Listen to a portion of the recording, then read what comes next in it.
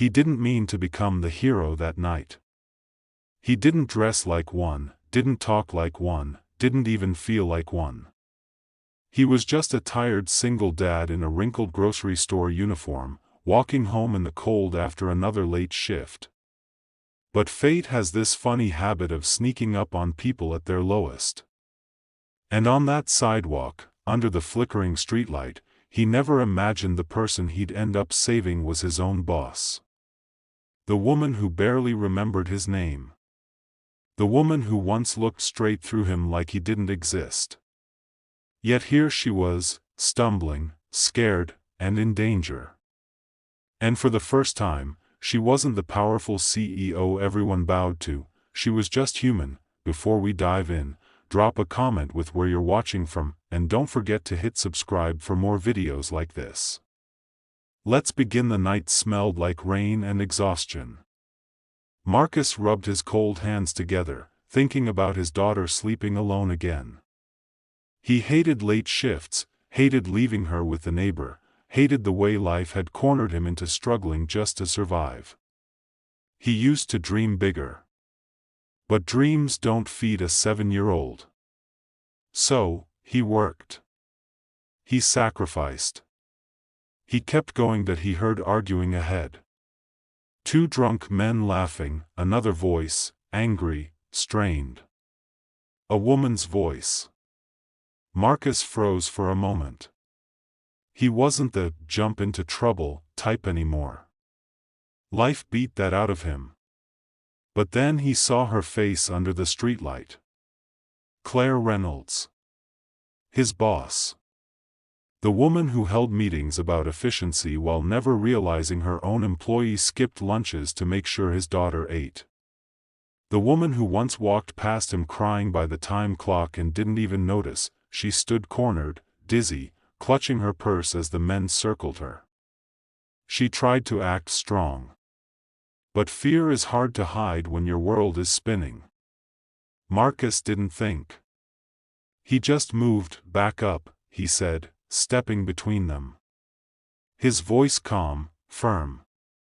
The men looked at him, sizing him up, then grinned like wolves finding a meal. But Marcus wasn't prey. He stood tall, steady, the way a man does when he has a child at home depending on him. A man with nothing left to lose is dangerous. A tense stare down, one shove, then another. Marcus stayed rooted. And maybe it was his size, maybe it was his eyes, or maybe those guys realized they were messing with someone who'd already been knocked down enough times to no longer fear falling. They cursed, spit, then wandered off laughing. Claire nearly collapsed. Marcus, she slurred, shocked he even knew her name. He helped her to a cab, buckled her in, paid for the ride himself because she couldn't find her wallet. She looked up at him, fragile in a way he'd never seen. Thank you. I won't forget this. He smiled tiredly. He didn't believe her. People like her always forgot people like him. Morning came too early.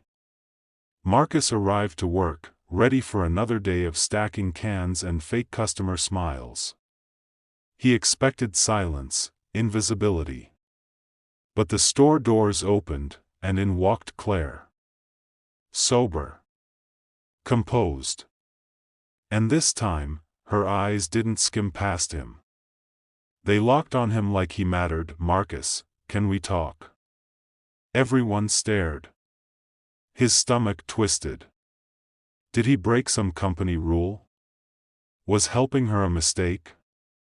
But when she spoke, her voice didn't sound like a CEO. It sounded like a person trying not to shake. You saved me last night. And I meant what I said. I didn't forget. He nodded, awkward, unsure. Anyone would have done it. No, she whispered, eyes full of truth. Most wouldn't. And I'm ashamed to admit I wouldn't have noticed you if the roles were reversed. That stops today. She learned about his daughter. His struggles. The late shifts. The missed dinners. And something softened in her, like empathy finally cracked open a door privilege had kept locked. She transferred him to a better department. Consistent hours. Higher pay. Health insurance that finally covered his daughter's needs. Weeks passed, and she didn't forget him again. She'd check in. Ask about his daughter. Leave snacks for her at the front desk. She even attended his daughter's school play, sitting in the back so quietly that Marcus didn't notice until afterward when she waved shyly. One night, months later, they walked out together after closing. Claire paused, looking up at the sky. You ever think about how life throws people at you right when you need them most? He chuckled. All the time. She glanced at him gently. I know you didn't save me for a reward. But I hope you'll accept a friend. He nodded, touched. Yeah. I'd like that. And with time, friendship bloomed into something deeper. Not fast. Not dramatic.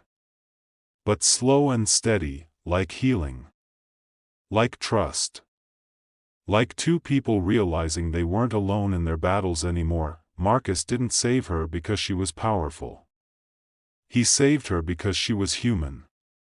And she repaid him not with charity, but with dignity, opportunity, and a loyalty that stayed long after fear faded. Some people say heroes wear capes.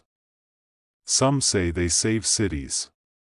But sometimes, the real heroes are tired single parents walking home after a shift, choosing kindness even when the world forgets them. And sometimes, the most powerful redemption comes when someone finally sees them, truly sees them, and refuses to ever look away again. Life has a way of returning what you give. Marcus proved that. Claire proved that. And maybe you will too. Keep a kind heart. You never know who it might save, including yourself.